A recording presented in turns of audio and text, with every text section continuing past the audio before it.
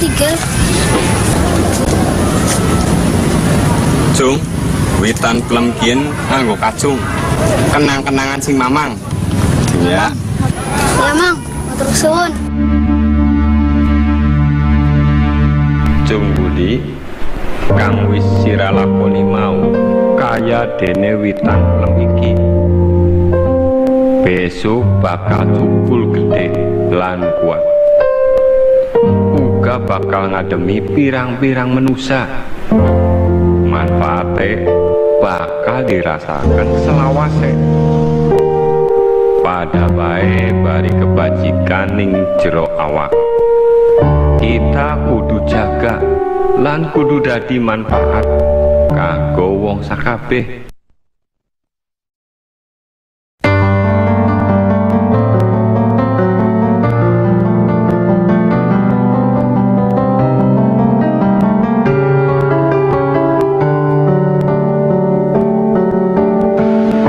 Gimana, Pak?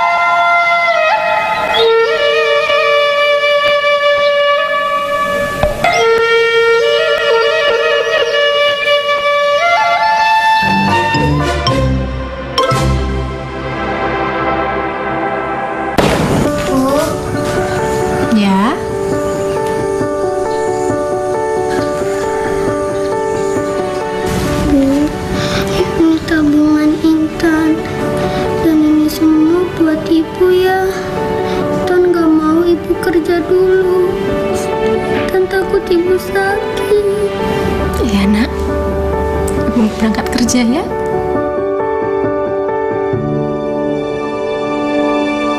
Saya baru berani pulang ke rumah agak lama setelah ada hasil tes.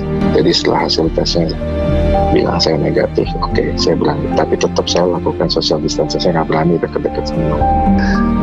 Anak perempuan saya memang relatif dekat dengan saya. Tapi ketika COVID ini ya pengen meluk, tapi ya gimana ya, kita hanya bisa lihat dari jauh dan kemudian ya cuma merutangkan tangan gitu, seolah-olah berpelukan gitu. Suatu waktu saya terima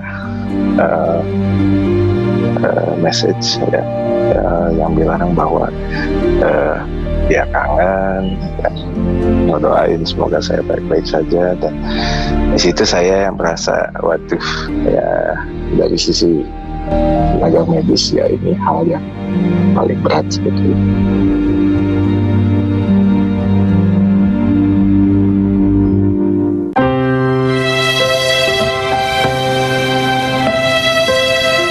sekolah? Nggak ada biaya, Pak De. Kan ada KIP. Saya itu masih bingung bagaimana cara mengurusnya. Kamu tinggal datang ke sekolah sama anakmu. Nanti akan diurus oleh sekolah. Punya anakku aja udah cair kok. Terima kasih, Pak De.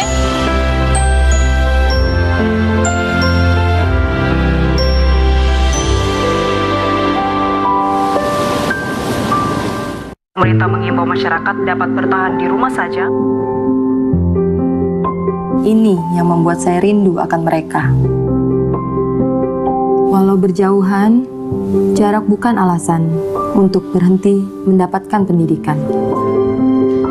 Ini adalah tanggung jawab kita bersama. Untuk masa depan anak-anak kita, anak-anak Indonesia. Memutus mata rantai virus corona, masyarakat dapat bertahan di rumah saja. Iya, Bu. Ibu berangkat kerja dulu ya, Nak. Titip adek. Ibu masih harus keluar rumah buat kerja. Gimana ya kalau ibu tertular?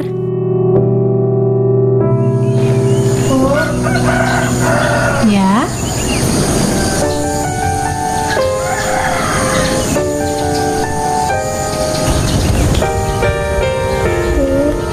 Ini tabungan Intan.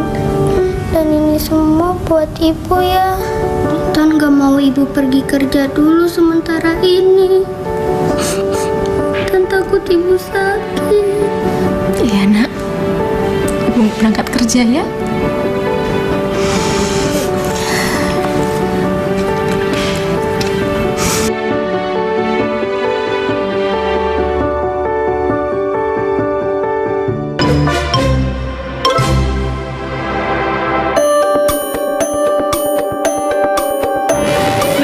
Tentang seorang anak berusia 6 tahun bernama Dimas yang kerap membantu ayahnya berjualan sayur di pasar tradisional. Saat Dimas disuruh menimbang sayur pesanan orang, ia menirukan apa yang sering dilakukan ayahnya, yaitu mengurangi sedikit jumlah timbangannya.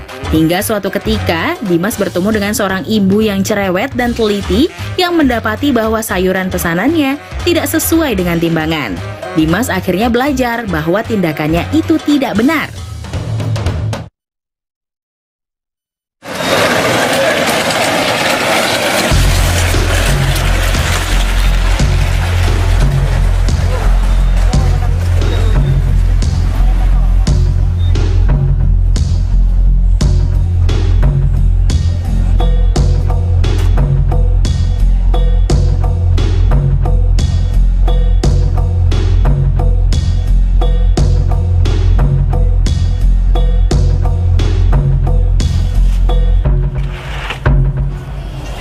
Bang, nah barangnya.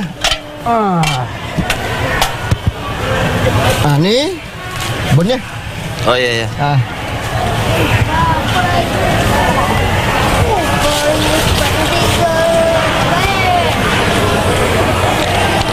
Bud, bilang Toke, bang yang semalam, besok ya sekalian ya. Enggak bang. Oh masih banyak Bud, sisa Bud. Ya. Rajin deh mas, bantu bapak kau. Tengok betul-betul bapak kau tu. Betapa susah cek duit. Bang, saya bantu boleh bang? Hah? Ya, saya bantu. Kalau abang ya urus. Bang. Wait.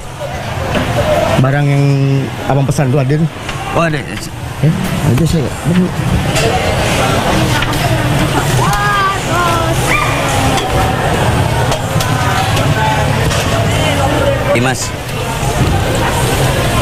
Dimas, beli kopi 2 sekalian untuk Bang Budi. Mana duit? Dan susu ya Pak. Siap.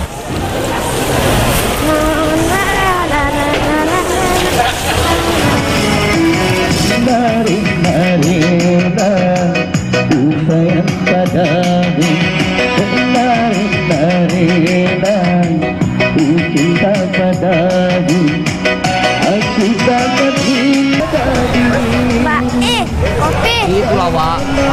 Di kampung itu satu. Tunggu lo ya. Banyak. Kopinya 2 kan sama susu. Ya, untuk Dimas sarapan.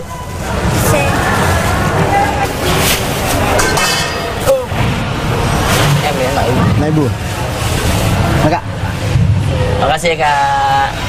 Bang, wortel bagus nggak? Tarik cek. Oh iya iya. Wortel bagus deh. Mau saya antar deh. Bang, wortel bang. Ya, cek. Boleh cek ambil cek. Wortelnya. Makasih bang. Ini kopi apa? Bang, boleh bang? Nanti lo sebentar ya cek. Iya, aku pilih dulu ya.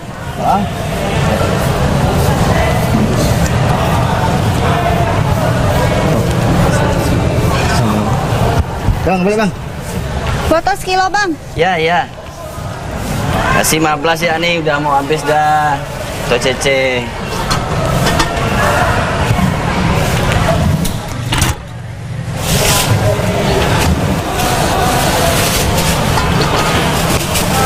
Apa lagi, Cek? 15 ya. Yang lain? Udah, ini Ju. Kamsia ya, Cek. Thank you. Timun lah boleh sekilo? Oh, timun. Kasih 15 ya dengan kakak. Pilihlah. Cari yang bujo-bujo, Kak. Oh, yang bujo-bujo tuh nyaman. Nyaman ngupas.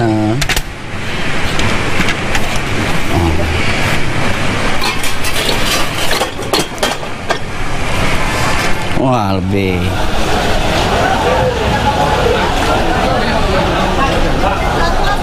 Bu, ini nih ikan kemarin maka harga murah.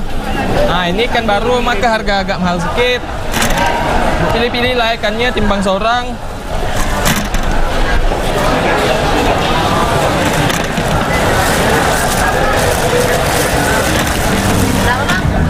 Berapa bang? 20.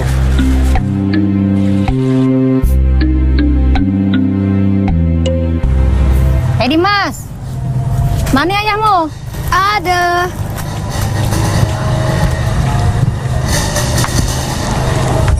Dimas main apa? Enggak. Nah, tunggu lo Yo mas, Oto, itu mainan anak ibu dulu. Tapi dan dipakai lagi. Nih. Oh gitu ke. Dimas mau itu ke? Dulu itu mainan kesukaan anak ibu. Tapi mun Dimas mau, yo, ambek ben, ndak ape-ape. Makasih. Halo.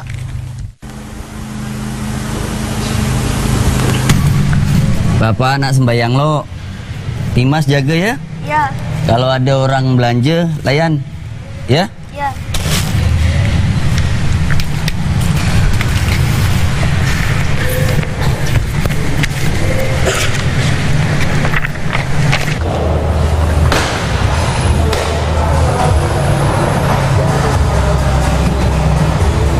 Pak.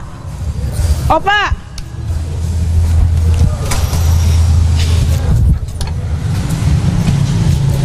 Ya. Gambas mau apa sekilo? 8.000. Lah, minta sekilo ya. Siapa cinta adik.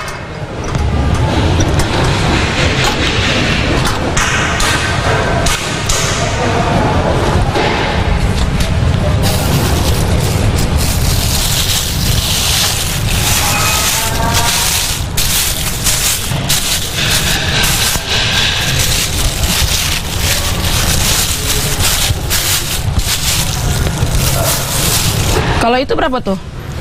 Pencah tuh? 15.000. Kasih sedikit ya, setengah kilo ya. Ya.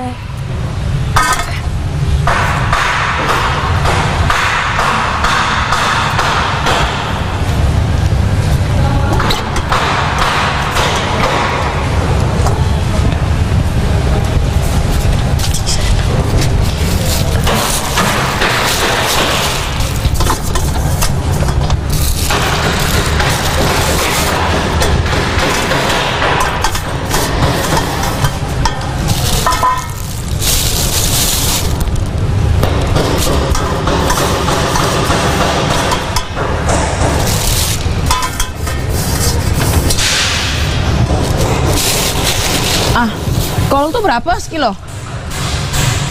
Ah, kasih ibu setengah ya. Dek, di sini ada jual bumbu masak rendang nggak? Tak ada.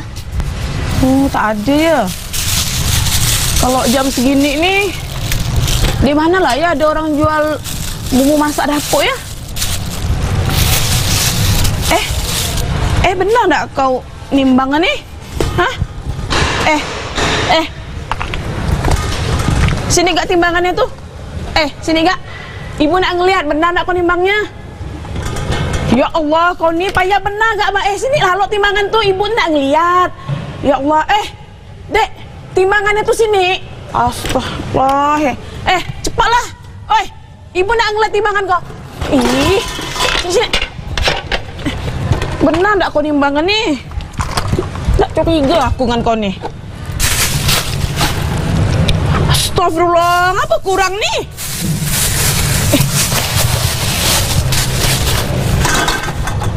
Ya Allah, kurang lagi. Nah benar lah. Ya Allah. Siapa yang ngajar kau kayak gini ya? Kau nih ya masih kecil-kecil dah bisa kau butakan orang tua ya. Siapa yang ngajarkan kau macam gini nih? Masih kecil macam gini juga nak bohong. Kalau udah besar kau nak jadi apa? Ha?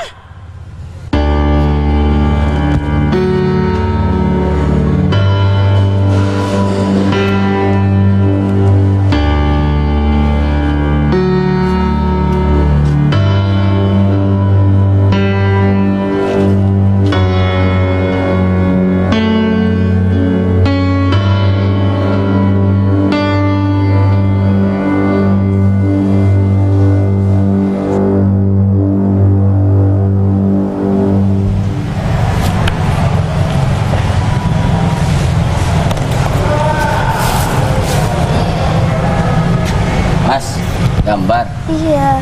Mantap.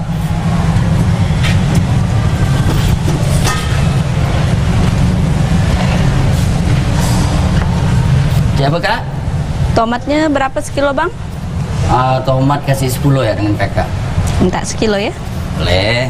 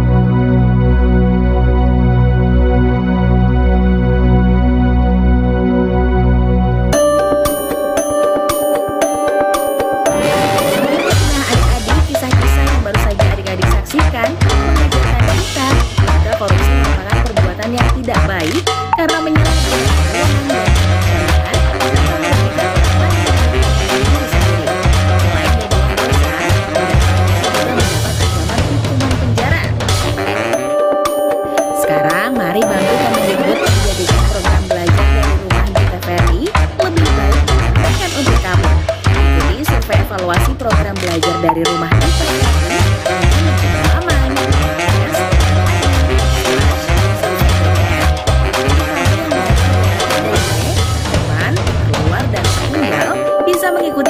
lewat SMS gratis yang menggunakan DDR kirim ke 93456. Jangan lupa ajak orang tua dan gurumu juga ya. Adik-adik, selalu rajin mencuci tangan.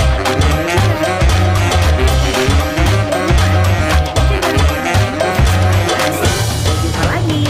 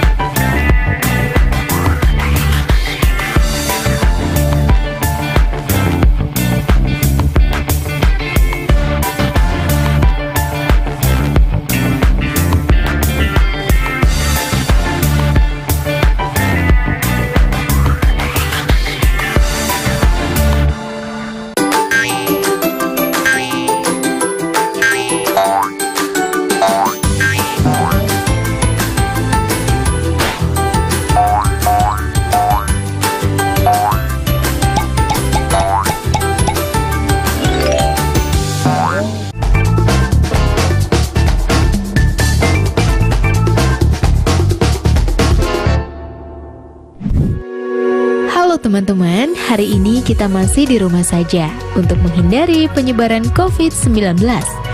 Film pendek pertama yang akan kita saksikan berjudul Proses. Film ini menceritakan lika-liku seorang guru yang terlilit hutang dan berusaha menambah penghasilannya dengan menjadi peternak ayam. Apa saja yang dilakukannya dan apa tantangan yang dihadapi sampai ia mencapai kesuksesan? Yuk kita simak bersama.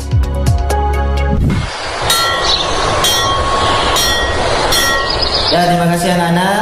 Pembelajaran hari ini kita cukupkan sekian. Mari kita sebelum pulang kita membaca hamdalah bersama-sama.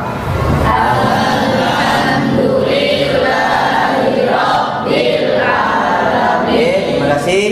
Dari saya, bila taufiq wal hidayah. Assalamualaikum warahmatullahi wabarakatuh. Waalaikumsalam warahmatullahi wabarakatuh. Waalaikumsalam. Kenapa, Bu?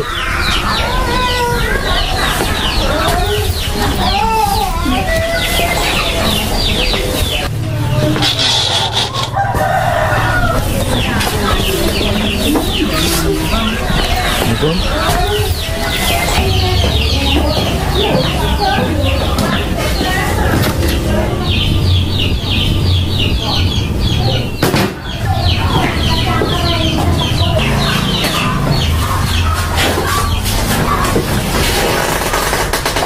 Kok udah masak, Bu?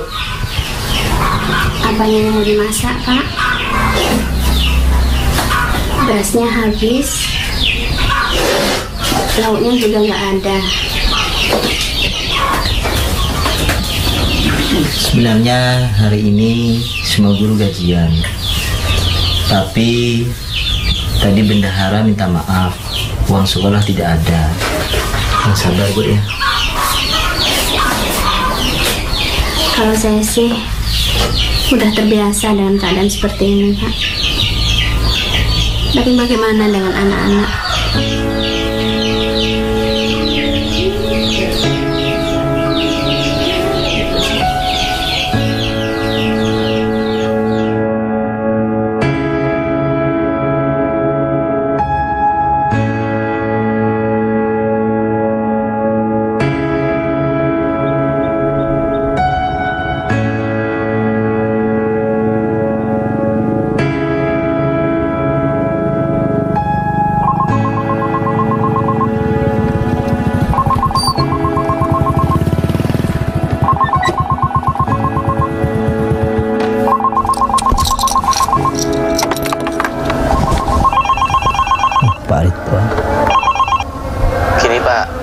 Sekarang saya butuh dana. Iya, Pak. Saya mau ambil uang saya yang Bapak pinjam. Mohon maaf, Pak. Saya belum bisa membayarnya. Tapi secepatnya saya akan melunasinya, Pak. Kali-kali Bapak bilang seperti itu. Kalau emang tidak mau mengembalikan, jangan pinjam, Pak. Bapak lupa, katanya minggu kemarin Bapak bilang mau lunasinya.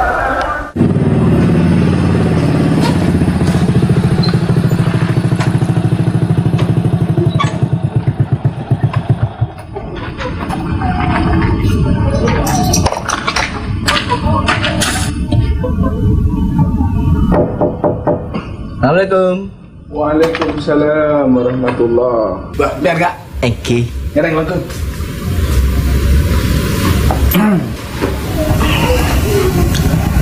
Dengarin kan toh, berdepan apa? Begini lah. Kan kau butuh dana, akui pengembangan usaha. Kan orang TV tentunya. Gaji guru tak cukup untuk kebutuhan keluarga.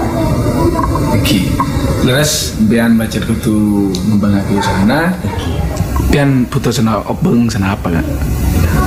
10 juta. 10 juta.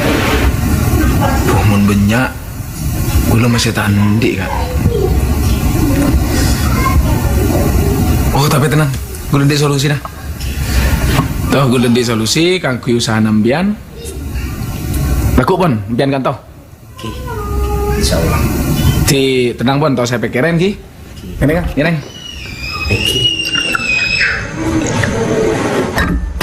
Ini ya tenang.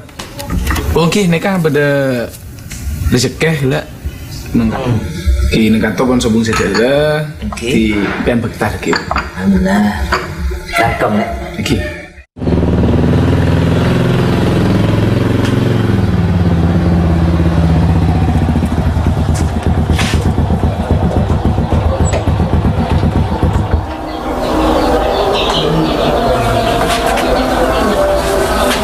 Assalamualaikum. Waalaikumsalam.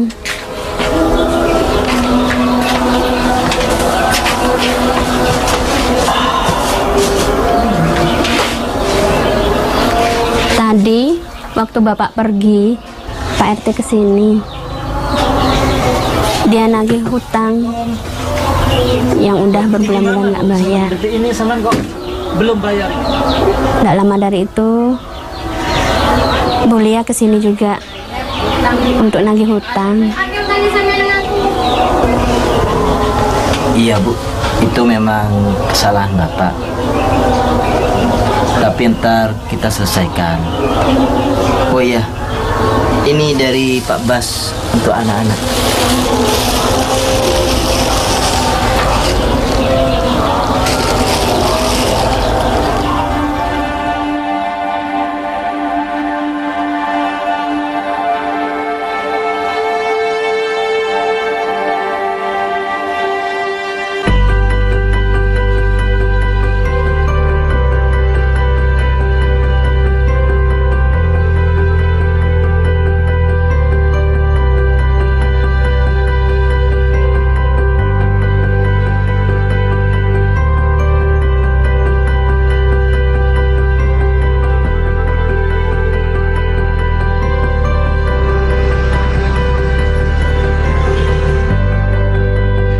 Semakin dan menjadi modal ke usaha. Iya. Semoga sukses Pak. Keren.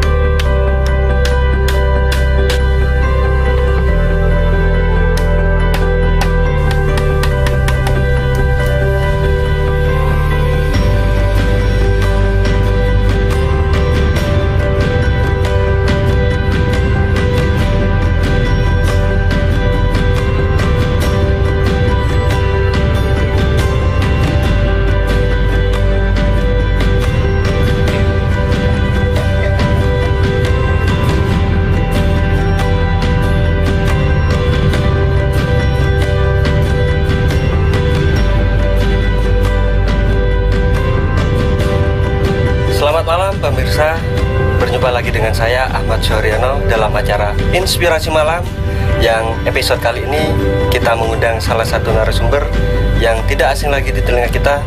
Beliau adalah peternak nasional. Langsung saja, selamat malam Pak Sugianto. Selamat malam Mas. Bagaimana kabarnya hari ini? Alhamdulillah baik. Boleh dong cerita sedikit Pak, bagaimana Anda bisa berproses, ya katakanlah mulai dari nol, bisa sukses sebagai peternak nasional sampai sekarang? Alhamdulillah berkat dukungan dari keluarga, istri dan anak saya, kemudian sahabat saya, Bapak Sori, kemudian dari koperasi yang selalu mendukung, mensupport saya, mendampingi saya dari usaha saya itu kecil sampai seperti sekarang ini, begitu. Oh ya, dengar-dengar dulu Pak Sugianto pernah terlilit utang. Ya.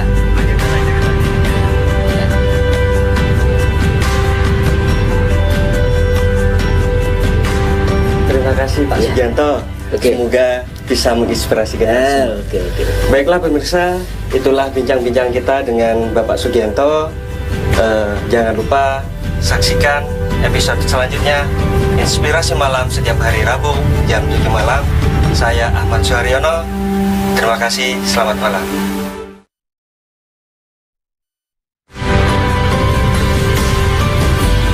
Nah teman-teman, pelajaran yang dapat kita petik, jangan pernah menyerah untuk berusaha membuat keadaan lebih baik ya. Suatu hari kalian pasti juga bisa sukses.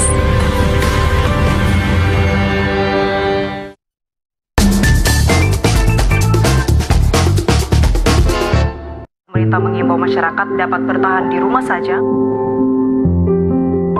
Ini yang membuat saya rindu akan mereka.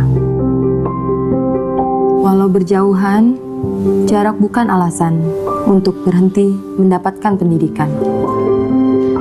Ini adalah tanggung jawab kita bersama. Untuk masa depan anak-anak kita, anak-anak Indonesia.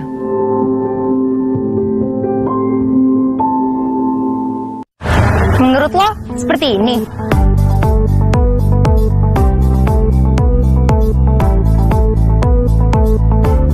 Ini cuma bikin dendam, Jito. Jadi hentikan Mi dari sekarang. Sudah ku bilang, tak boleh lagi ada pelonco-peloncoan. Baca, baca. Ayo kenali sekolah dengan cara yang lebih asik.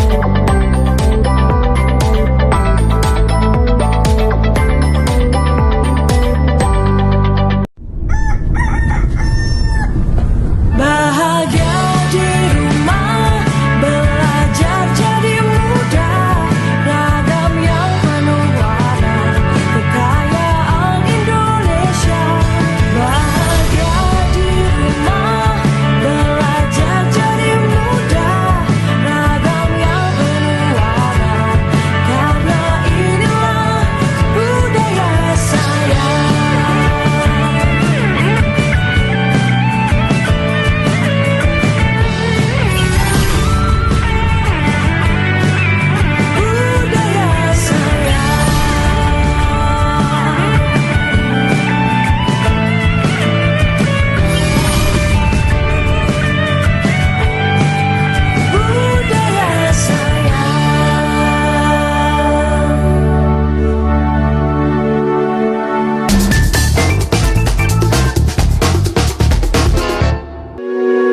Film berikutnya bercerita tentang seorang siswi yang sedang mengalami kesulitan keuangan.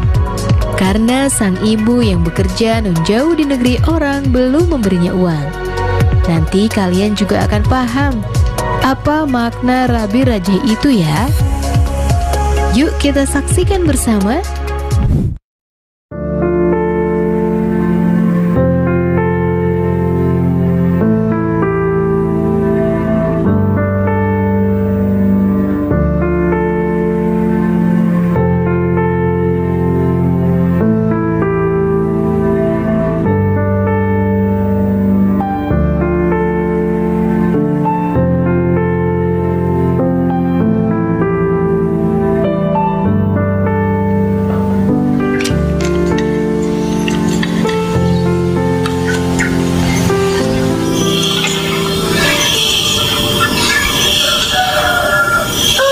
Manda, iki lo ibumu video call.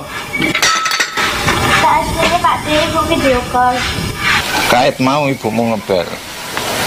Yo ndang ngomong. Assalamualaikum. Waalaikumsalam. Ya apa kabarin, Nduk? Alhamdulillah saya. Loh, tungaren yang ini durung budal, gak kawanan ta? Nggih niki badhe bidal. Ibu ten mriku kerasan nggih. Kula kangen. Alhamdulillah niki ibu penak. Bapakmu budal apa durung? Nggih niku wau sampun bidal dateng saben. Oh alah Nduk. Sepeda kok ora tau di rumah. Bapakmu liane nang sawah wae. Nduk bulan iki ibu durung iso kirim kanggo keperluan sekolahmu. Insyaallah bulan ngarep ibu kirim duit ya. Nggih Bu, mboten napa-napa. Ya sekarang nang budal, ngkut hati-hati ndembong. Salam nang bapakmu ya. Assalamualaikum. Waalaikumsalam.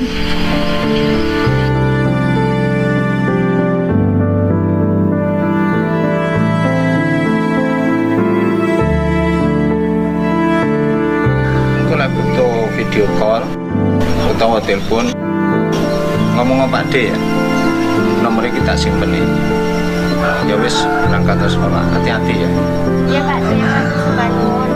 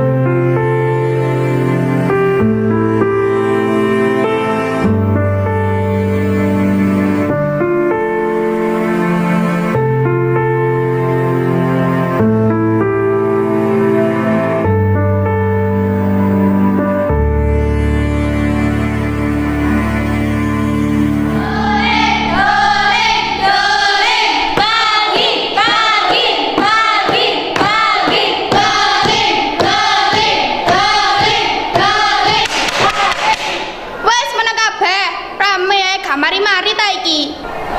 Wis ngene ae, sing setuju dolen angkat tangan.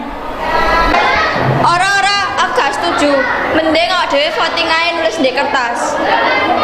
Aku setuju, ben ayu sing nyiapno. Terus dibagi. Tulis rom pilihan sing jujur, dolen apa dibagi. Nanda, bagi ayo. Lara kaya pingine dolen, masa aku tas pingin dibagi. Gak apa-apa, kan jangan aku.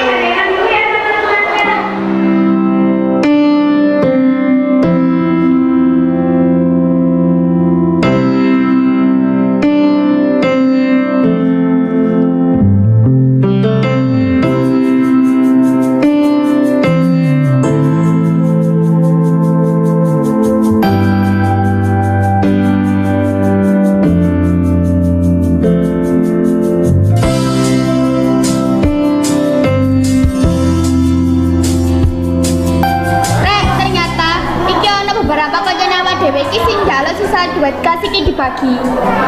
Aku yakin arek-arek kabeh iki kepengin dolen. Tapi lek ana salah siji kanca sing gak pengin dolen, yo gak dolen siji, gak dolen kabeh. Lah terus siapa iki? Duit iki digawe apa? Kadania, penan dibagi ae. Kene gawe nambah tuku paketan. Benar. Masalah iki tak serahno nang wakil amu ae. Sing penting dolen siji ya dolen kabeh, dibagi siji ya dibagi kabeh.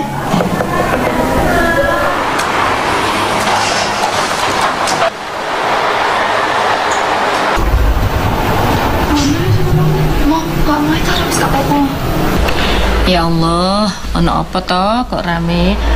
Ayo kene ngumpul kali Bida. Assalamualaikum Bida. Waalaikumsalam.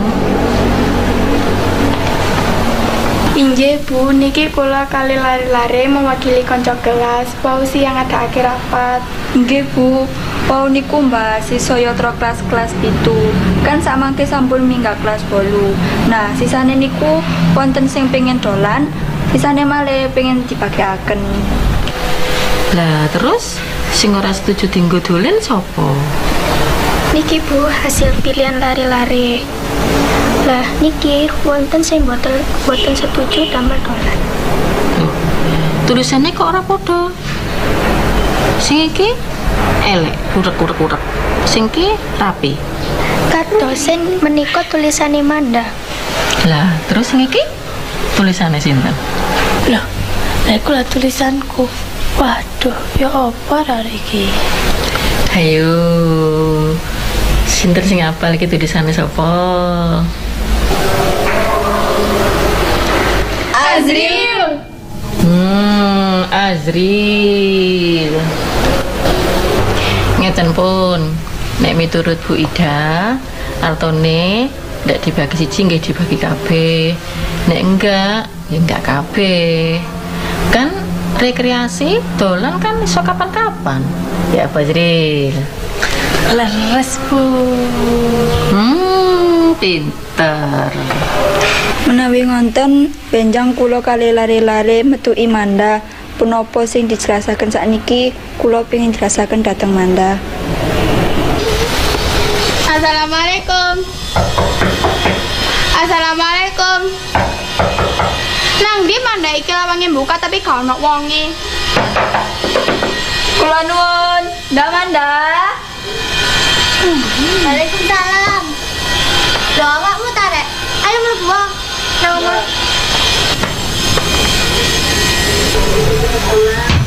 Dungaren sih awakmu kabeh kok nang omah. Ana apa? Ngene lho, Ndak.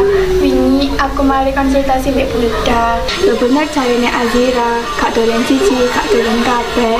Dibagi siji, ya dibagi kabeh. Lek ndelok tulisan iki sih koyoke iku tulisanku, Zir. Terus apa awakmu kok kepingin duwe dibagi? Aku butuhnya sing akeh digawe persiapan tahun ajaran anyar. Lek bulan iki koyoke aku gak iso dolen. Lek bulan ngarep ae aku iso dolen.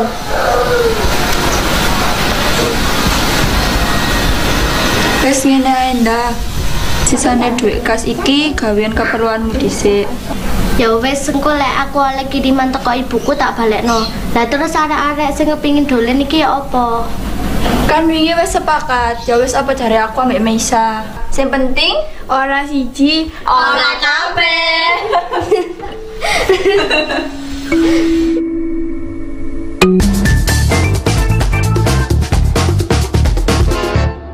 Bu, kemungkinan Lebaran Bagus belum bisa pulang. Bagus pulangnya nunggu virus corona selesai dulu ya Bu.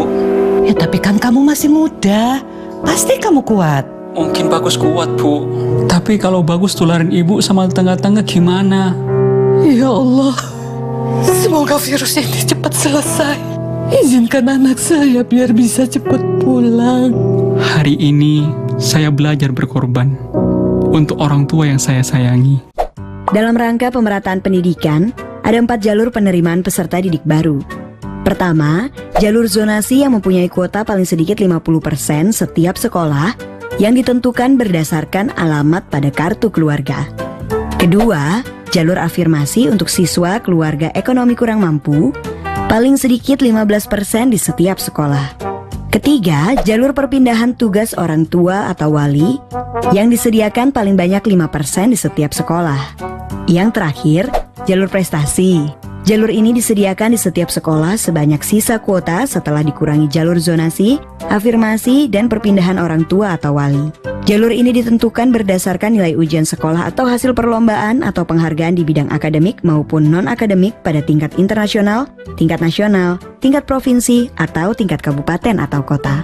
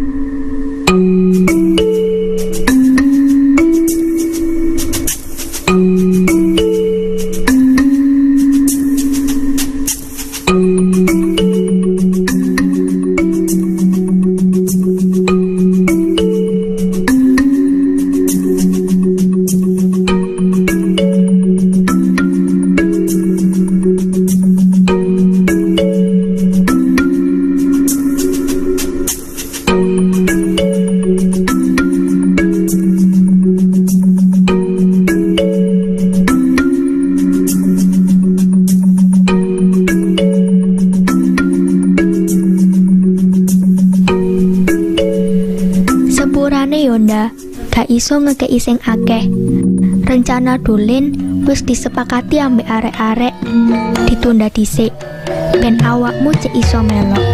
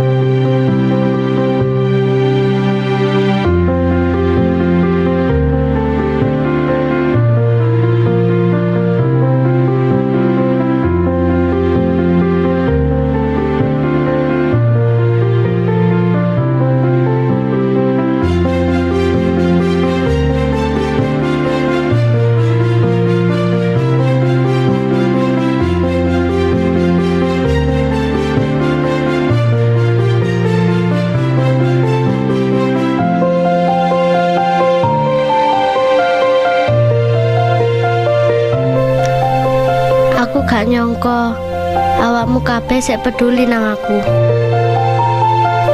Mariki awake dhewe wis gak sak kelas. Suwun gawe kenangane kabeh.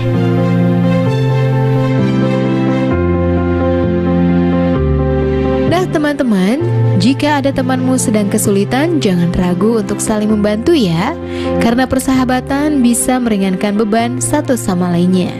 Sekarang tetap di rumah saja ya teman-teman, jaga jarak, rajin cuci tangan, dan pakai masker agar kita mencegah penyebaran COVID-19. Sampai jumpa. Yuk bantu Kemendikbud menjadikan program belajar dari rumah di TVRI lebih baik dan menyenangkan untuk kamu. Ikuti survei evaluasi program belajar dari rumah di TVRI dengan membuka laman s.id/surveybdr. Untuk kamu yang berada di daerah 3T, terdepan, terluar, dan tertinggal, bisa mengikuti survei lewat SMS gratis dengan mengetik BDR, kirim ke 93456.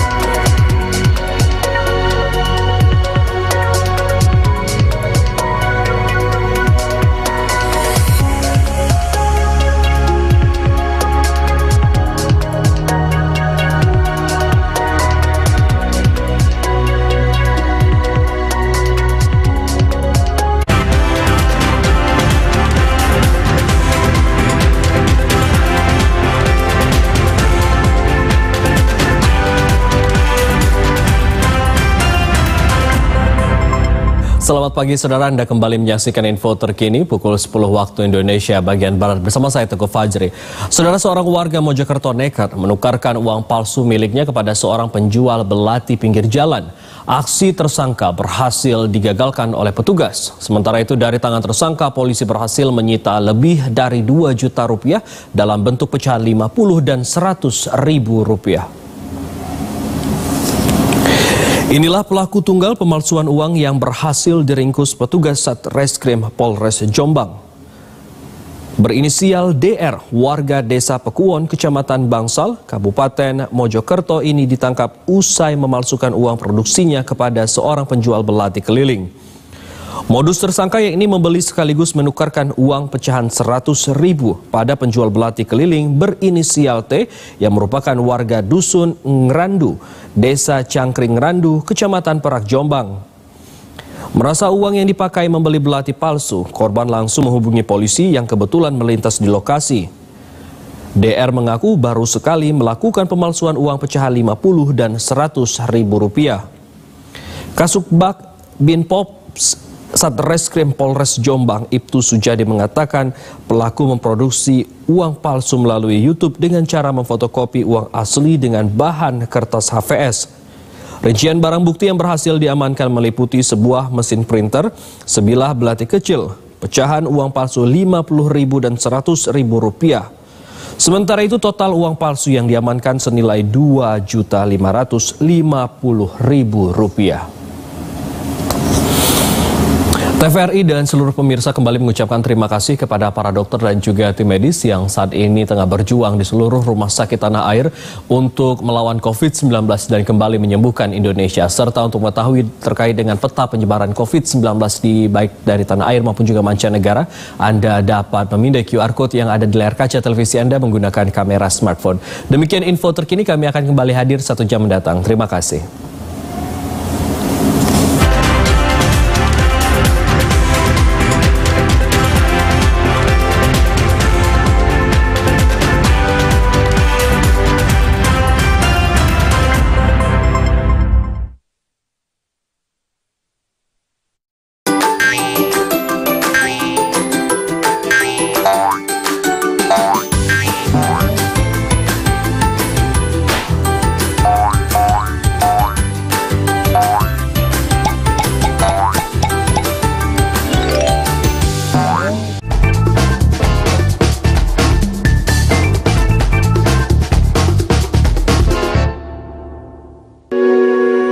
Teman-teman, hari ini kita masih di rumah saja untuk menghindari penyebaran COVID-19. Siapa sih yang tidak suka boneka? Selain bentuknya yang lucu dan menggemaskan, boneka diminati berbagai kalangan, tua dan muda. Nah, kali ini yuk kita intip proses produksi dan pemasaran boneka.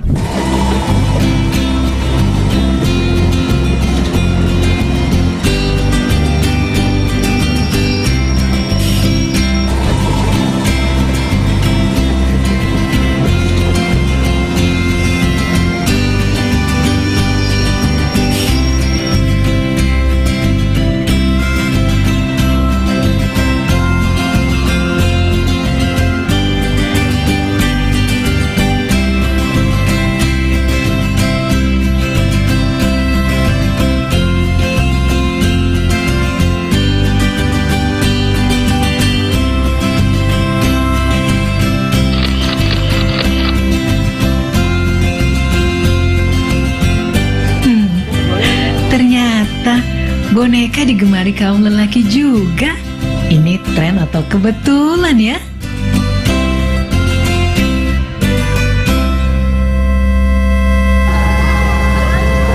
Sobat blogger, kali ini saya akan mengajak kamu untuk melihat lebih dekat lagi tren pasar boneka, langsung dari produksinya.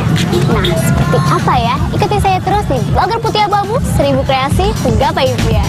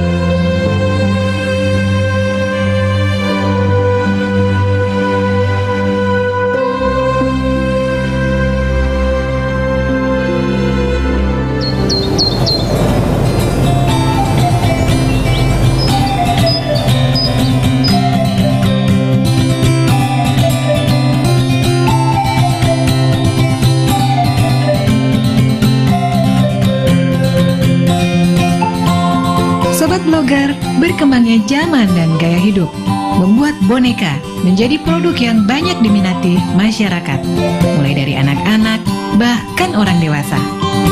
Bentuk boneka pun makin banyak dan beragam. Misalnya, bentuk-bentuk klasik yang terus bertahan, seperti karakter binatang maupun tokoh kartun lama. Boneka jenis lain pun terus berkembang, mengikuti tren yang ada di masyarakat. Sobat blogger pasti tahu kan, karakter yang mengikuti kartun TV baru, maupun yang dibuat berdasarkan karakter yang ada di jejaring sosial. Sobat blogger, beberapa keunggulan dari usaha boneka yaitu mampu bertahan dalam waktu yang cukup lama, karena produk ini tidak mengenal musim dan digemari berbagai kalangan. Selera pasar yang terus berubah, sejauh ini sih mampu diadaptasi oleh para produsen boneka dengan mengikuti bentuk maupun model yang sedang tren di masyarakat.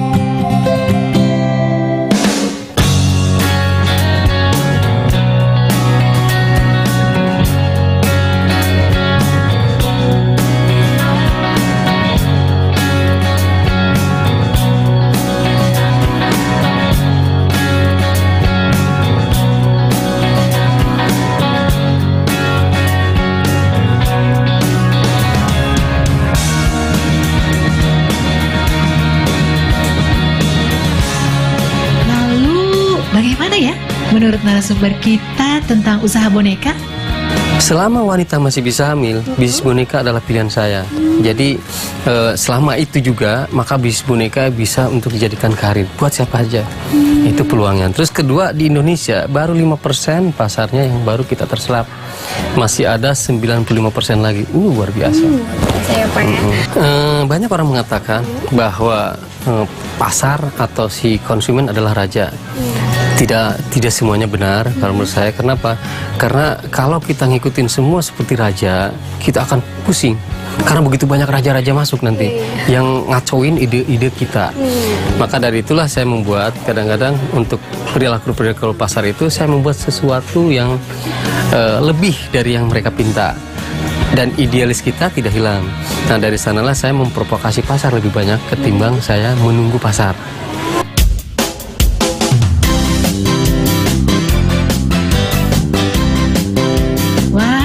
Sobat blogger, ternyata usaha membuat boneka peluangnya sangat menjanjikan ya. Sangat disayangkan jika kita tidak berusaha mengisi pasar boneka yang masih membutuhkan pasokan boneka. Banyak loh, sekitar 95% lagi. Sobat blogger, perilaku konsumen dan selera pasar yang terus berubah mengikuti gaya hidup dan tren yang ada ternyata masih mampu diantisipasi oleh para perajin boneka dengan cara terus berpikir inovatif untuk menciptakan ide-ide kreatif sehingga mampu menghasilkan satu karakter yang dapat diterima masyarakat. Salah satunya boneka emo ini nih, yang merupakan simbol-simbol emotion yang ada di media online, mampu dijadikan karakter yang digemari masyarakat. Sobat blogger, boneka-boneka yang lucu ini memang mengundang semua orang untuk memilikinya. Boneka emo ini merupakan hasil inovasi sekaligus tren di kalangan masyarakat. Ingin tahu bagaimana proses pembuatan boneka? Ikuti terus saya di Blogger Putih Abu-Abu, 1000 kreasi menggapai impian.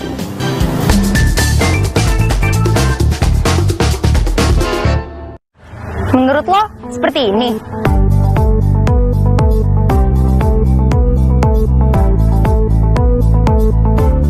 Ini cuma bikin dendam, Jito. Jadi hentikan Mi dari sekarang. Sudah ku bilang, tak boleh lagi ada pelonco-peloncoan. Baca. Ayo kenali sekolah dengan cara yang lebih asik.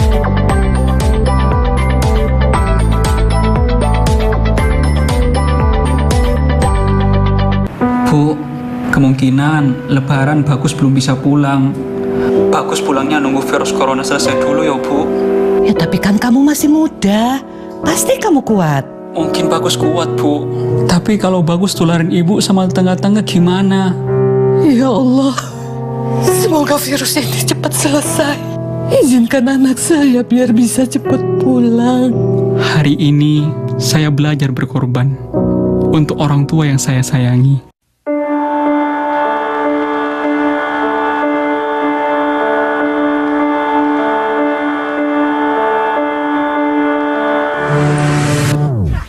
Tak ada yang lebih membanggakan dari menjawab keraguan dengan keberhasilan. Nah, iya, aku kan mau jadi pengusaha ikan.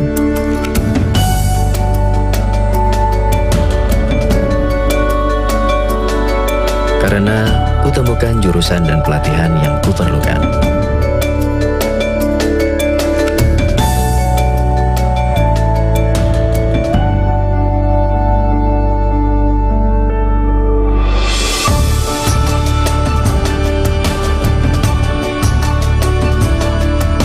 SMK, langkah awal sebuah keberhasilan.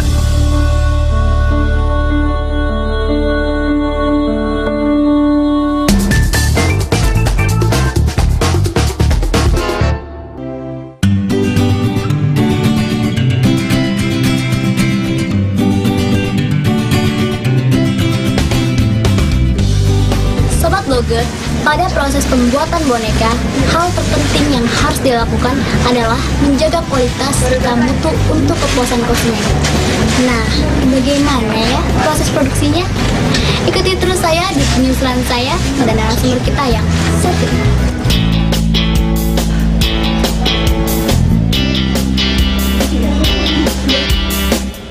Nah, Sobat Blogger, kini saya akan menggali informasi tentang bagaimana cara membuat boneka. Dan kebetulan yang akan kita buat adalah karakter boneka emo yang sedang tren. Sebelum membuat boneka, hal pertama yang harus dilakukan adalah memilih bahan yang sesuai dengan karakter yang akan dibuat. Misalnya, untuk membuat boneka emo ini, bahan yang dibutuhkan yaitu kain yang lembut dengan warna sesuai karakter yang kita inginkan. Biasanya, bahan boneka yang digunakan sejenis bahan felt boa yang halus.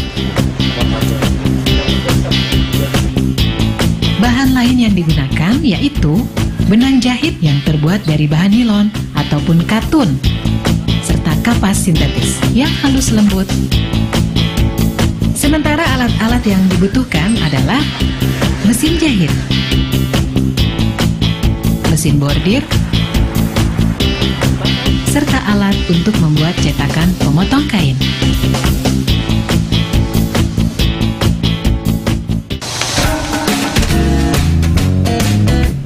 Bahan-bahan yang pertama harus disiapkan apa ya Pak? Pertama itu pola dulu.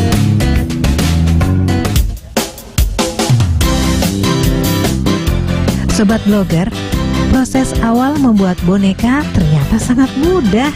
Setelah memikirkan ide untuk karakter yang akan dibuat, maka tahap awal yang harus dilakukan adalah membuat pola. Pola sendiri dibuat untuk mempermudah proses membuat boneka. Proses membuat polanya pun sangat mudah. Cukup menggunakan kertas bekas, kemudian dilipat, lalu dibuat lingkaran. Garis lingkar itu kemudian digunting dengan rapi hingga terbentuk satu lingkaran. Ukuran diameter lingkaran sendiri dapat disesuaikan dengan ukuran boneka yang kita inginkan.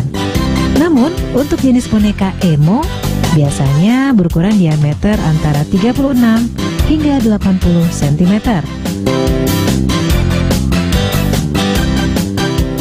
Setelah pola lingkaran terbentuk, kemudian buat garis list yang berfungsi sebagai penyambung bentuk lingkaran dengan ukuran panjang disesuaikan dengan lebar lingkaran. Lebar list kurang lebih antara 5,5 cm hingga 15 cm. Tentunya disesuaikan dengan ukuran boneka yang kita inginkan.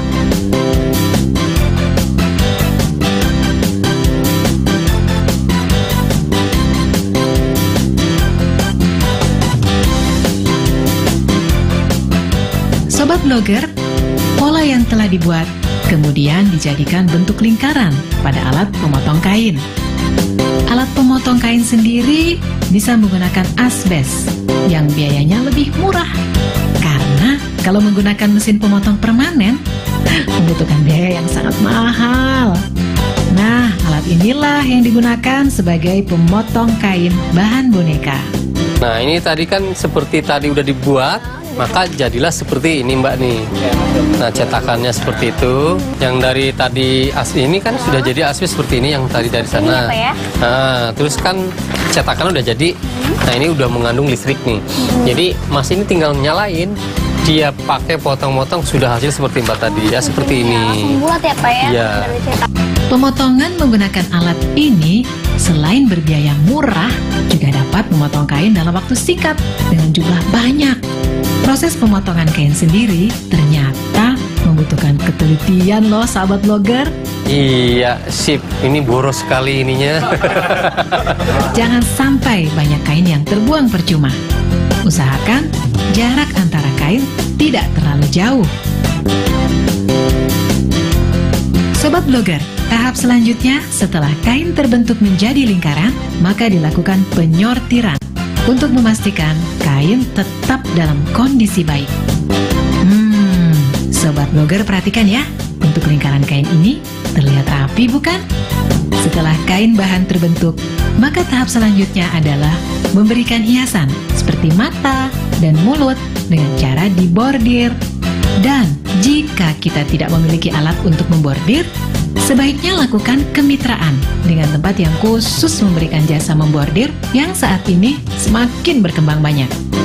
Nah sahabat blogger, coba deh perhatikan kain bahan boneka yang sudah dibordir ini. Bentuknya lucu ya? Dan kini saatnya menjahit bahan boneka dengan list bahan yang telah sesuai dengan ukuran pola.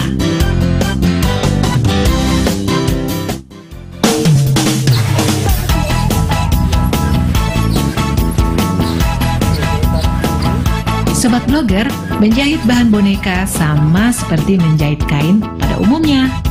Kelihatannya sih sangat mudah. Saya pun penasaran, ingin mencobanya.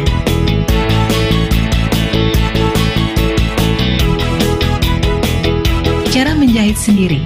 Cukup dengan menyambungkan dua bagian bahan yang telah siap dengan list melingkar, hampir menutupi semua bagian lingkaran.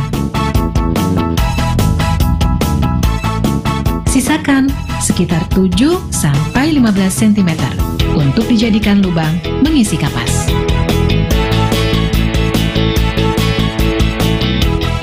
Pada proses menjahit, sebaiknya gunakan benang yang terbuat dari bahan katun jahit atau nilon, serta menggunakan jarum yang ukurannya 12-14 dB agar jahitan terlihat halus dan kuat. Lebar garis jahitan sebaiknya berukuran sekitar 3 mm agar bahan tidak banyak terbuang dan posisi jahitan juga kuat.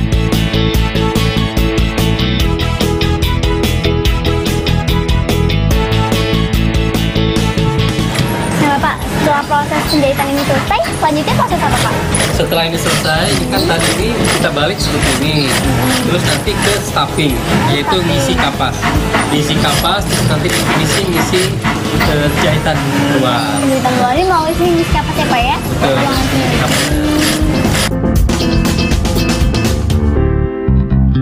Sobat blogger, kini saatnya kita melihat proses pengisian kapas ke dalam bahan boneka. Jahitan bahan yang telah tersambung, kemudian dimasukkan kapas sintetis yang lembut hingga penuh.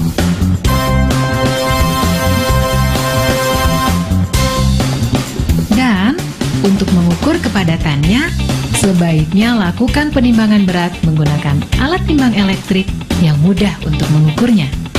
Untuk jenis boneka emo berdiameter 36 cm, berat total bonekanya sekitar 290 gram.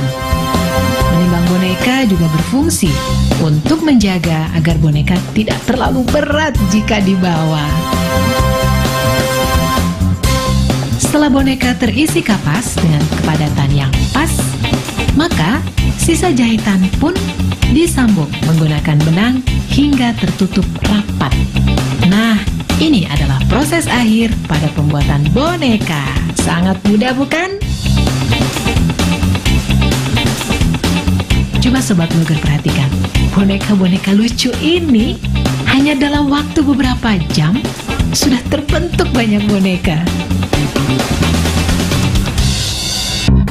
Nah Bapak, untuk mengingatkan sobat blogger yang di rumah, Bapak bisa tidak mengulang kembali proses pembuatan boneka tadi? Bisa. Jadi sahabat blogger di rumah, cara membuatnya itu seperti ini.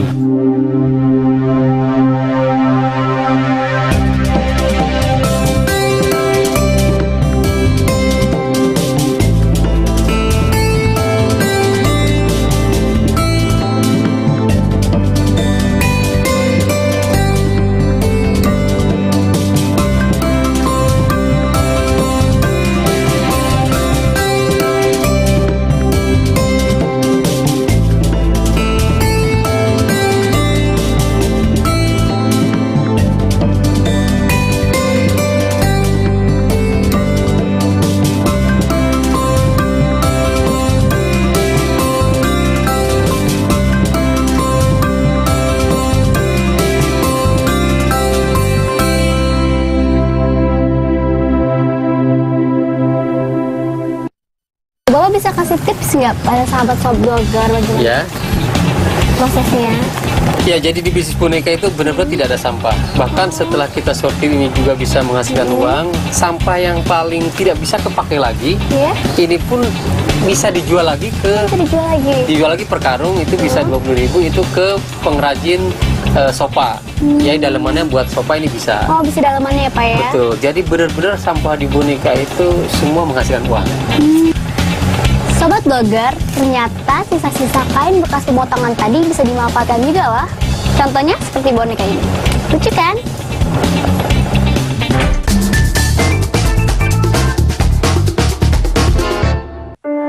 Tak ada yang lebih membanggakan dari menjawab keraguan dengan keberhasilan.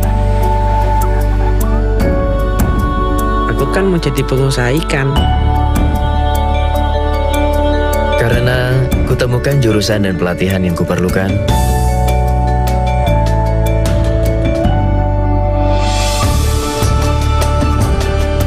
SMK, langkah awal sebuah keberhasilan. Saat saya dan ibu dibilang positif, itu saya sedihnya udah dalam level yang berbeda-beda, sampai udah self-blaming aja terus. Saat itu aku dibandingin ibu dan Mbak Ratri, aku yang paling parah keadaannya justru. Justru tuh gejala-gejala awalnya menurut saya lebih sakit dibandingkan waktu saya diisolasi. Udah demam, vertigo, ngilu-ngilu di tulang, di otot, semuanya tuh udah pada tingkat yang luar biasa banget. Ya ada 1-2 hari yang nggak bisa makan karena muntah terus.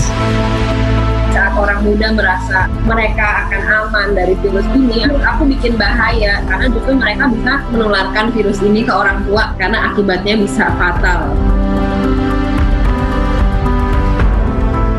Virus ini bukan hanya tentang kita, bukan tentang individu, bukan tentang perseorangan. Karena itu kita harus sangat waspada, salah satu caranya dengan tinggal di rumah.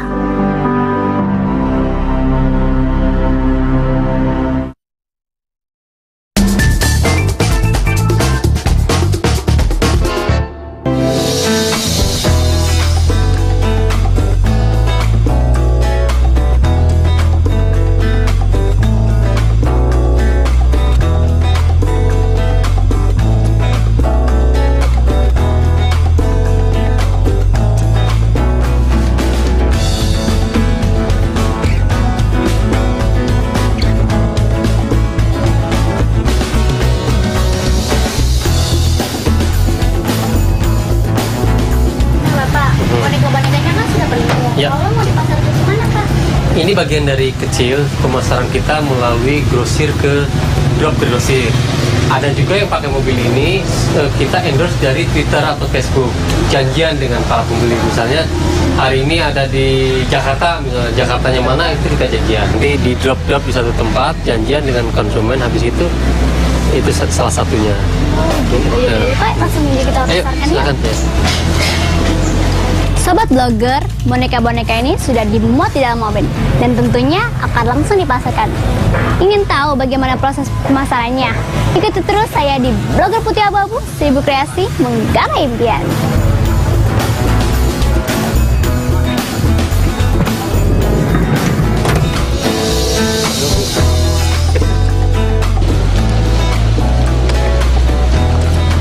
Dan narasumber kita kali ini tergolong memiliki cara yang tren pula untuk menjual bonekanya.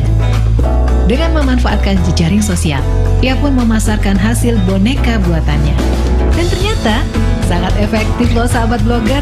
Beberapa pedagang boneka bahkan ada yang langsung datang ke tempat produksinya.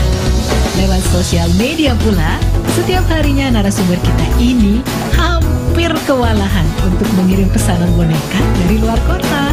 Cara tren lain yang ia lakukan adalah menjual boneka secara langsung dengan menggunakan mobil keliling yang secara otomatis mempromosikan sendiri hasil bonekanya di tengah masyarakat sekaligus menjualnya. Dan biasanya tanpa harus berputar lama, mobil keliling langsung mengisi beberapa toko yang dijadikan sebagai mitra penjualan.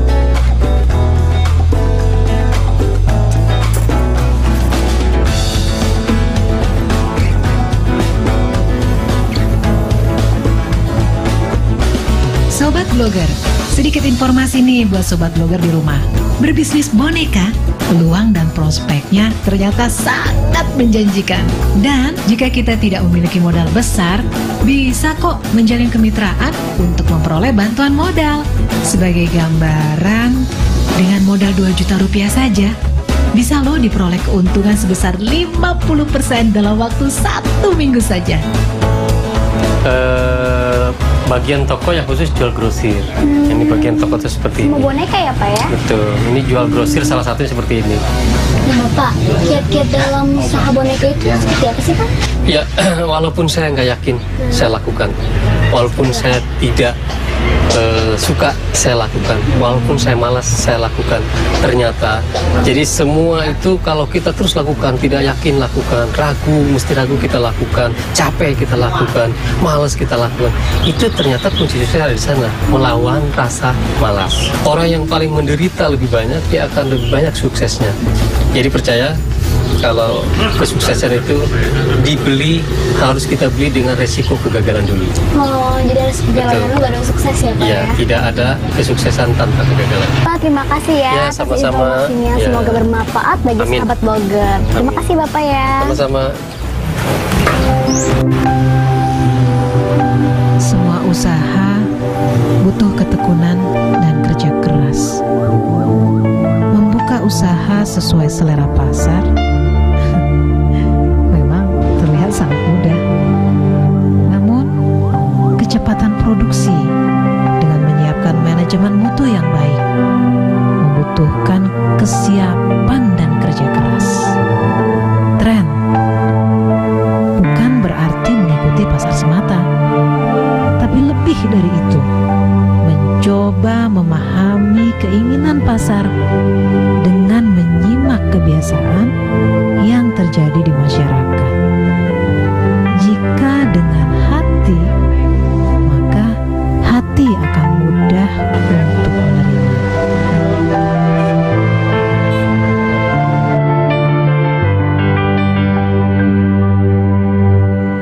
Teman-teman, jika ingin menjadi pengusaha, memahami keinginan pasar dan terus berinovasi dengan kreasi adalah kunci sukses menaklukkan pasar bisnis.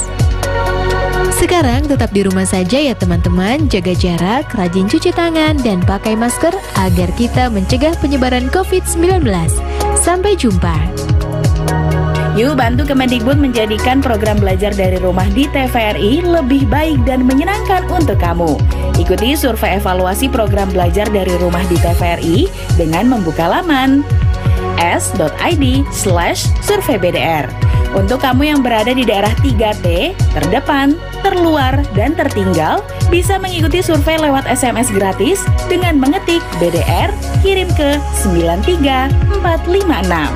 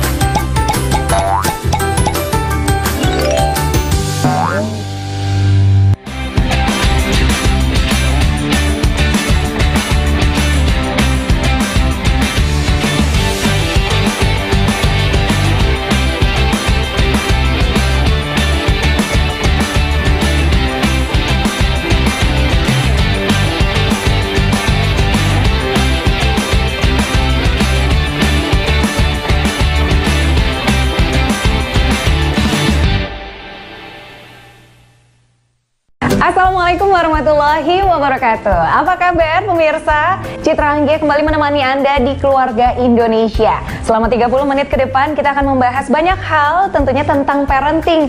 Dan acara ini merupakan persembahan dari Kementerian Pendidikan Kebudayaan Republik Indonesia untuk kita masyarakat Indonesia agar bisa belajar dari rumah dan tetap produktif. Satu hal yang tidak pernah lupa saya ingatkan juga, tetap lakukan pembatasan sosial untuk memutus mata rantai penyebaran COVID-19 yang sedang kita atasi bersama. Nah, hari ini saya mau mengajak throwback sedikit di masa kecil kita.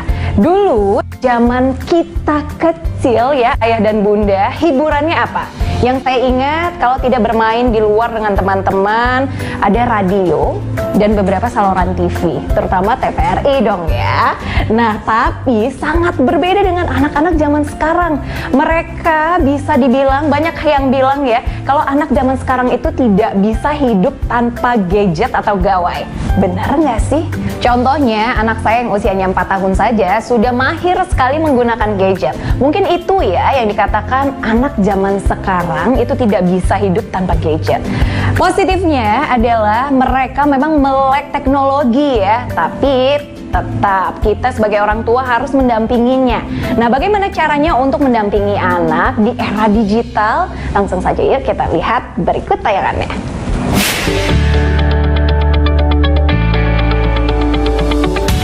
Salah satu tanda perubahan zaman yang dialami anak-anak kita sekarang adalah informasi dan media ada begitu banyak di sekeliling mereka. Hal ini berbeda dengan masa waktu kita sebagai orang tua tumbuh dulu. Anak-anak terbiasa dengan begitu banyak informasi yang ada di dunia digital. Kita seringkali ketakutan atau lebih gagap dalam menghadapi teknologi dibandingkan anak-anak.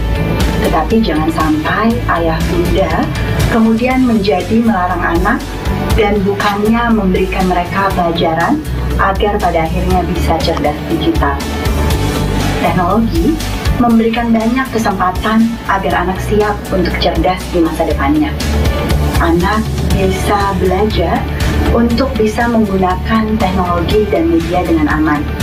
Tahu betul mana informasi yang bisa dia bagikan atau mana tontonan-tontonan yang cocok untuk usianya dia apabila kita memberikan bimbingan. Anak juga bisa belajar untuk berkolaborasi dengan apa yang ada di sosial media. Anak bisa mengumpulkan sumbangan untuk orang yang jauh. Anak bisa belajar dari banyak sumber informasi yang tidak mungkin datang ke kelas atau ke rumah sendiri. Anak-anak yang ditumbuhkan untuk cerdas digital juga pada akhirnya bisa melatih kemampuannya untuk terus kritis. Biasakan anak untuk menilai apakah informasi ini benar. Biasakan anak untuk tidak mudah menyebar apa yang dia tonton atau apa yang dia baca di media massa tanpa mengeceknya terlebih dahulu. Anak-anak yang dilatih untuk bisa cerdas digital dan menguasai literasi media juga pada akhirnya tumbuh menjadi anak-anak yang kreatif. Bukan hanya sekedar menjadi pembaca koran, tetapi pada akhirnya bisa menuangkan gagasan dalam bentuk tulisan. Bukan sekedar menjadi penonton video di internet, tapi pada akhirnya bisa berkreasi dengan menciptakan produksi-produksi video sendiri. Media yang begitu berlimpah dan ada di sekitar anak adalah kesempatan belajar. Kesempatan mereka untuk mempersiapkan diri untuk masa depan. Apakah mereka mendapat manfaat atau justru punya resiko akan tergantung pada dukungan kita sebagai orang tua. Semoga kita terus menumbuhkan kebiasaan anak untuk menggunakan media dengan aman, untuk terus tumbuh kritis, untuk terus mampu berkolaborasi dan juga menumbuhkan kreativitas di era digital.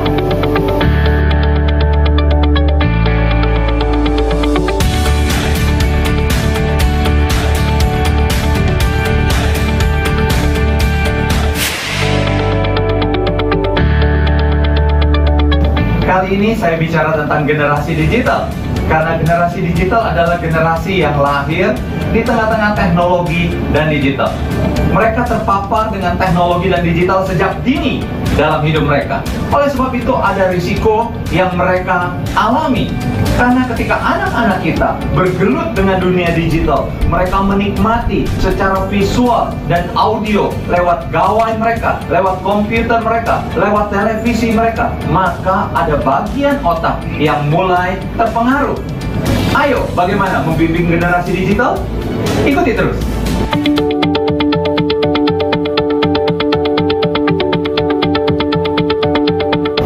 Generasi digital itu ingin sekali mengenal tentang teknologi dan dunia sejak dini.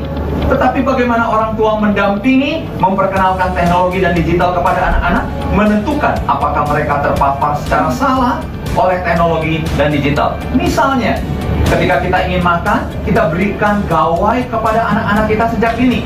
1 tahun, 2 tahun, bukan masalah usianya, tetapi apa yang menjadi motivasinya. Kalau karena kita tidak mau terganggu, maka pengenalan teknologi dan digital akan mengakibatkan pada hal-hal yang salah.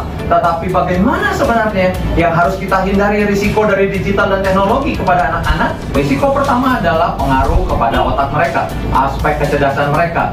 Membaca buku textbook akan menurun, short term memory mereka akan terganggu. Oleh sebab itu kita perlu mendampingi anak-anak kita sejak dini. Motivasi yang benar, orang tua memperkenalkan teknologi sehingga disiapkan, dilengkapi dengan pendampingan yang tepat, waktu yang berkualitas, maka anak-anak kita akan tertolong, tidak terpapar dengan sia-sia.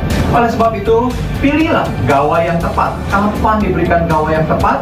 Diperkenalkan dengan internet, teknologi, digital, dan selalu kita mendampingi mereka. Karena saya percaya, orang tua yang mendampingi akan memberikan keberhasilan pada anak-anak kita.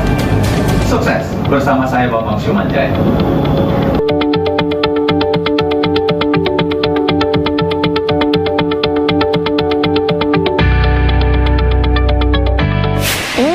Ternyata memang sah-sah saja ya mengenalkan atau memberikan gadget pada anak. Tapi tetap kembali lagi pada orang tua, bagaimana kita mengawasi mereka agar tidak ketergantungan pada gadget. Untuk mengenal gadget atau menggunakan gadget itu bisa membuat mereka melek teknologi. Tapi ada hal-hal yang mungkin bisa kita perhitungkan untuk penggunaan gadget. Yang pastinya harus tetap tayangan-tayangan yang positif. Nah, selanjutnya kita masih membahas tentang ini. Jadi jangan kemana-mana ya ayah dan bunda, tetap di Keluarga Indonesia.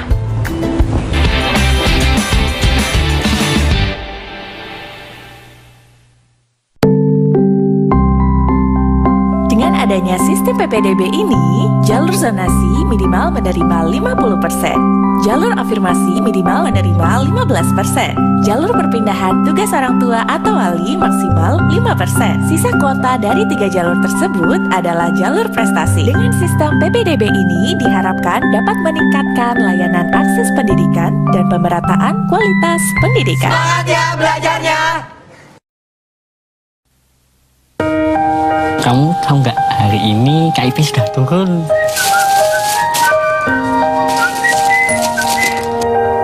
Ih, manis. Ayo, mari. Udah cair? Alhamdulillah sudah cair, Mas. Anak-anak senang, ibunya juga senang. Terima kasih ya ibu-ibu ya semuanya. Anak-anak, sekolah yang pintar ya.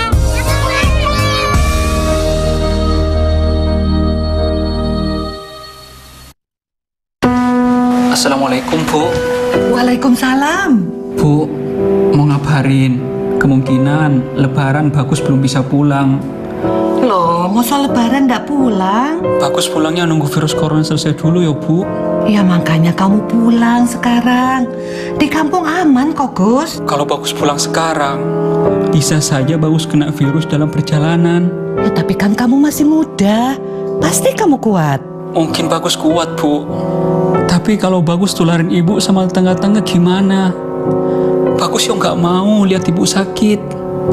Mohon restu ya, Bu. Ya Allah, semoga virus ini cepat selesai. Izinkan anak saya biar bisa cepat pulang. Iya, Bu. Amin. Hari ini saya belajar berkorban. untuk orang tua yang saya sayangi.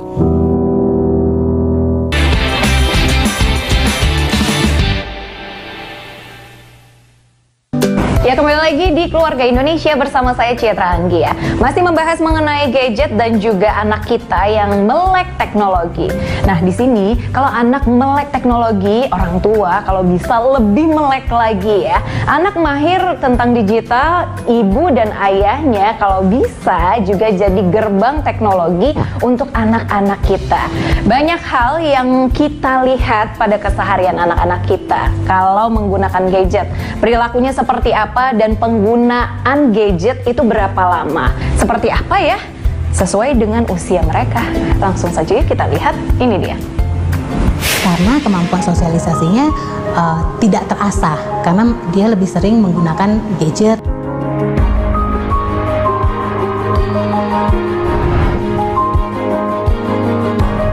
Ciri-ciri anak yang kecanduan gadget. Kalau gadgetnya kita ambil, itu biasanya anak nangis, anak marah, atau tantrum. Anak lebih memilih bermain gadget dibandingkan dengan bermain dengan temannya atau bermain dengan orang tuanya. Jadi kalau misalnya diajak main, ada tetangganya nih gitu mau memanggil temennya untuk main sepeda misalnya, itu biasanya anak sudah nggak mau. Biasanya dia lebih prefer di rumah untuk bermain gadget. Lalu nggak mau sekolah. Kenapa nggak mau sekolah? Karena kalau di rumah dia enak, dia bisa main gadget seharian, dia bisa main internet seharian. Sedangkan kalau di sekolah nggak ada gadgetnya, nggak boleh bawa gadget, nggak bisa main internet gitu. Dia sering ada aja alasan untuk nggak sekolah karena dia di rumah dia bisa bermain sepanjang hari gitu. Apalagi kalau orang tuanya bekerja misalnya gitu ya, sehingga tidak ada yang mengawasi. Kemampuan sosialisasinya mulai berkurang karena dia nggak terbiasa untuk berinteraksi dengan orang lain. Akhirnya sulit bagi anak untuk mengembangkan kemampuan sosialisasi. Misalnya akhirnya anak bingung untuk berada di tempat yang baru atau bingung untuk melakukan apa sih di antara teman-temannya gitu ya, sehingga akhirnya anak lebih memilih untuk menyendiri.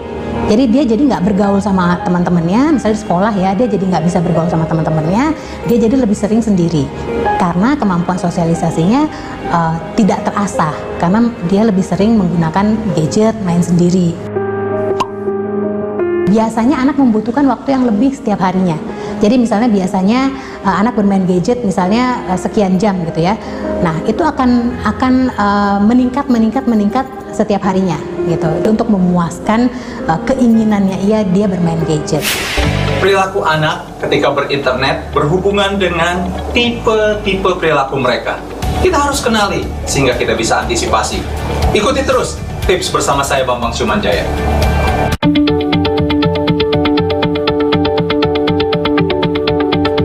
Ada 4 tipe perilaku anak-anak kita. Yang pertama adalah anak dominan. Anak yang suka memaksakan kehendaknya ketika berinternet. Memaksakan waktu orang tua untuk mereka menikmati gawai dan teknologi. Mereka terburu-buru, mereka kurang sabar. Anak yang kedua adalah anak yang intim. Bagaimana menggunakan internet, menggunakan teknologi dan gawai hanya untuk mencari kesenangan dan kegembiraan. Kejenakaan adalah ciri khas dari anak-anak intim. Anak yang stabil, anak yang sebenarnya menghindari dari perubahan-perubahan, tapi internet membuat mereka ceria katanya, seperti vitamin. Apakah benar seperti itu? Anak yang keempat adalah anak tipe cermat. Ketika mereka menggunakan internet, mereka mencari informasi, mereka mencari pengetahuan, membutuhkan semua itu untuk meningkatkan kemampuan mereka di bidang studi. Oleh sebab itu, bagaimana mengantisipasinya menghadapi 4 tipe perilaku anak ini hubungannya dengan perilaku berinternet? Sekali lagi saya akan sampaikan tipsnya. Ayo, dengarkan. Menghadapi anak tipe dominan, jangan melarang mereka. Ini tidak boleh, itu tidak boleh. Tapi arahkan mereka bagaimana mereka menyikapi dengan benar tentang teknologi dan internet.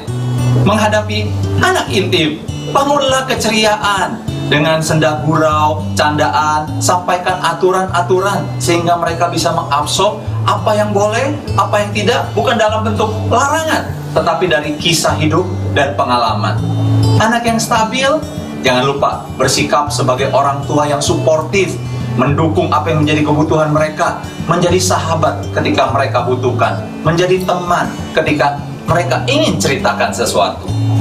Menolong anak cermat untuk mengelola kemampuan mereka berinternet adalah orang tua menjadi sumber informasi. Orang tua lebih banyak belajar terlebih dahulu. Bacalah informasi yang bermanfaat, mungkin gali dari situs Sahabat Keluarga, karena orang tua bisa menolong 4 tipe perilaku anak-anak kita. Saya percaya anak kita adalah unik dan berbeda. Kita sudah mengenali 4 tipe perilaku anak-anak kita. Tipe dominan, tipe intim, tipe stabil, dan tipe cermat. Bagaimana kita menghadapinya? Kenali mereka, terima mereka, dan tingkatkan kemampuan kita sebagai orang tua. Sukses terus bersama saya Bambang Syumanjaya.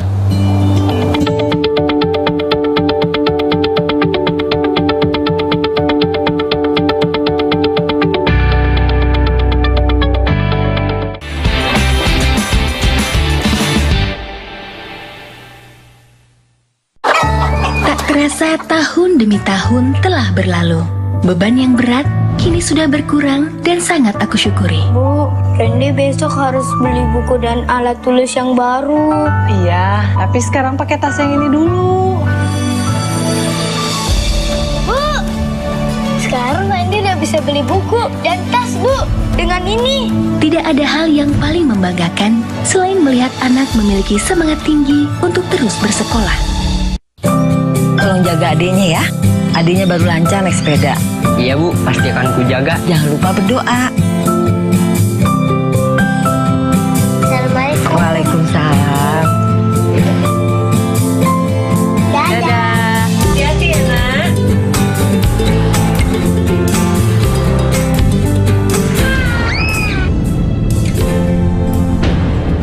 Tolong jaga adiknya ya. Adiknya baru lancar naik sepeda. Janji ya. Maaf ya Dek, kakak lalai jaga kamu. Kakak janji bakal ngelindungin kamu. Iya Kak, yuk kita lanjut lagi. Ayo Dek.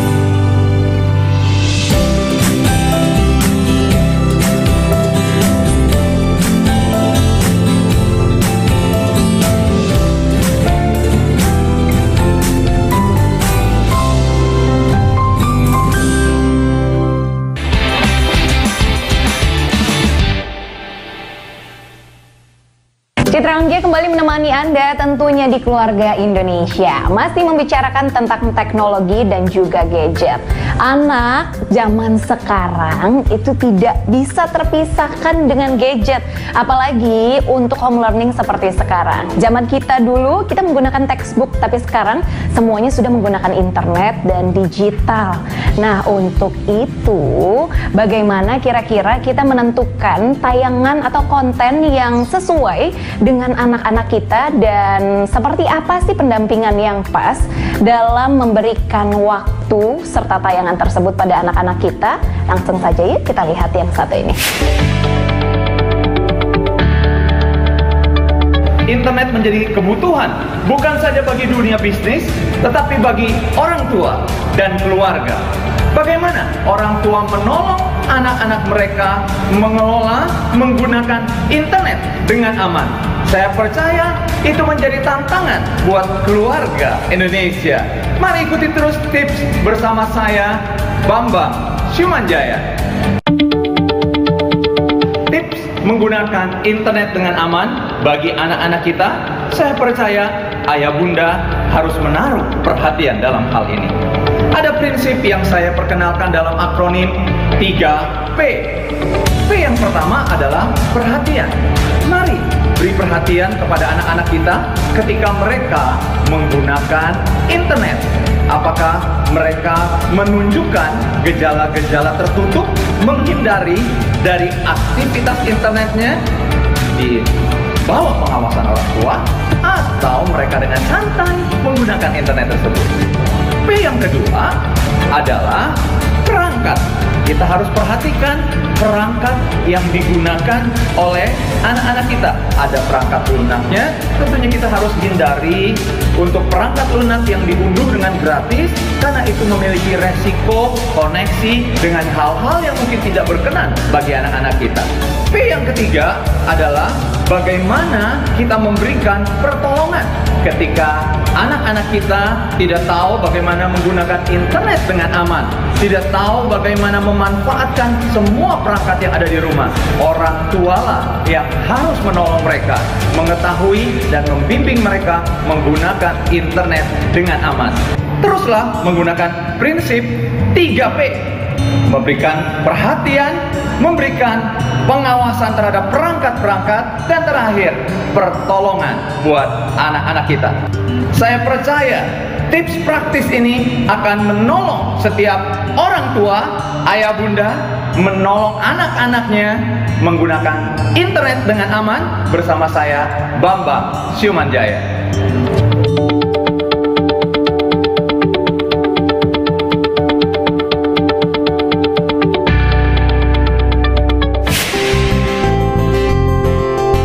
Ngenalin anak ke gadget itu patokannya adalah pada saat anak siap. Nah, anak siap tuh apa sih? Nah, anak siap tuh apa tuh yang kadang-kadang kita punya miskonsepsi sih. Kita bilangnya anak siap tuh kalau dia udah bisa mainin gitu ya. Nah, padahal sekarang anak-anak kecil-kecil banget aja karena memang gawai itu dirancang untuk mudah dipelajari dan mudah digunakan, itu udah bisa. Nah, itu yang orang tua perlu bedain. Bisa make itu bukan berarti dia udah siap buat make. Karena bisa make kan lebih kayak tentang keterampilan sederhana motorik gitu ya. Dia bisa ngeliat, dia bisa mencet, itu dia udah bisa. Tapi sebetulnya kesiapannya secara sosial, kesiapannya secara emosional dan kognitif tuh belum tentu ada, malah kemungkinan besar dia memang sama sekali belum siap untuk itu. Kalau rekomendasi umumnya tuh sebenarnya kita bilang anak di bawah 2 tahun tuh nggak perlu gadget sih. Karena sebetulnya kebutuhannya untuk dapat stimulasi yang sensorik dan motorik itu jauh lebih besar daripada kebutuhannya untuk belajar apapun yang ada di luar sana. Jadi butuh interaksi yang intens, dia butuh mendengarkan sesuatu dan terlibat dalam percakapan dengan orang gitu ya. Dia butuh tatapan mata orang langsung, bukan kayak tatapan mata karakter yang ada di layar. Jadi kita tuh nggak rekomen kecuali dalam situasi-situasi khusus banget gitu ya, dan itu pun tetap harus didampingin. Kalau misalnya usia anak sudah mulai masuk usia prasekolah, itu memang jadi bagian dari sebagian besar pengalaman anak kita sih. Sebetulnya itu jadi alat bermain, itu jadi alat belajar. Bikin kesepakatannya nih supaya penggunaan gadgetnya juga disiplin. Yang pertama adalah gadget itu tuh bukan punyanya anak. Jadi orang tua tuh sebetulnya nggak punya kewajiban ngasih anak gadget gitu ya. Yang kita punya kewajiban sebetulnya membuat anak siap untuk menggunakan gitu ya, untuk bertanggung jawab terhadap apapun yang kita kasih ke dia. Mau gadget kayak, mau mainan kayak, mau buku dan sebagainya. Nah, itu yang kadang-kadang kita lupa. Kita ngerasa tugas kita ya udah gue beliin terus udah selesai, itu punyanya anak, padahal nggak kayak gitu kan sebetulnya. Nah, itu berarti kalau kita memang mau ngajarin dia tanggung jawab, itu harus jelas bahwa ini nih punya orang tua. Itu berarti kamu harus bertanggung jawab, dan itu berarti kita punya hak sebagai orang tua untuk mengatur kapan dia boleh pakai gitu ya. Kita harus sepakati sama-sama. Hal-hal kayak misalnya password gitu, itu sesuatu yang memang perlu diketahui oleh orang tua. Jadi isunya tuh bukan isu privacy atau isunya tuh bukan isu sebetulnya anak boleh dapat apa, tapi ini nih proses belajar sebetulnya. Dan untuk bisa membimbing kamu, membantu kamu untuk belajar menggunakan gawai ini dengan baik, untuk belajar bertanggung jawab, untuk belajar memilah informasi mana yang penting, untuk belajar bersosialisasi di sosial media, itu perlu keterlibatan orang tua. Hal ketiga yang kita perlu perhatikan sebetulnya adalah semua platform gitu ya atau aplikasi itu sebetulnya punya user agreement yang memang udah dirancang dengan pemahaman bahwa alat-alat tertentu itu sebenarnya cocoknya untuk usia tertentu. Karena kan memang ada algoritma sebetulnya yang bekerja di balik teknologi kan. Jadi kita mungkin ngelihatnya sesederhana, ya udah nggak apa-apa dia pakai aja, saya palsuin aja umurnya dan sebagainya. Padahal keputusan-keputusan itu sebetulnya implikasinya panjang banget.